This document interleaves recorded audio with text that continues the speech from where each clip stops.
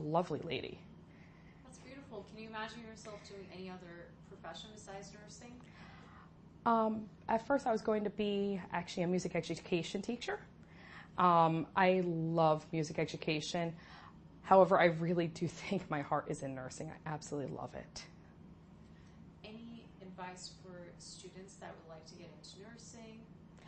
My advice always is to start in a field related to nursing first. Start as an ER tech, start as a home health aide, start as an EMT on the ambulance. Start with something that's related to it. Nursing is something that you don't really know exactly what's involved in it until you're in it. And it's something that I would always say, my experience as an ER tech and an EMT definitely helped me to understand what I was doing. And it really helped me in school too, because I could actually apply my book knowledge to this is what happens in the real world.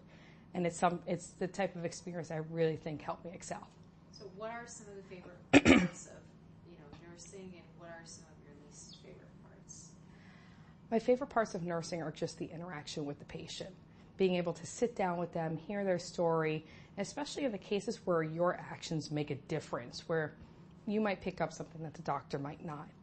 You might actually realize something that the patient didn't. You might help them even just cope with something. If they come in and they're having, for example, the people who I see who are going through terrible times with their family, where somebody's dying and they're just so anxious that they're actually just giving themselves like a stomach ulcer or like something like that.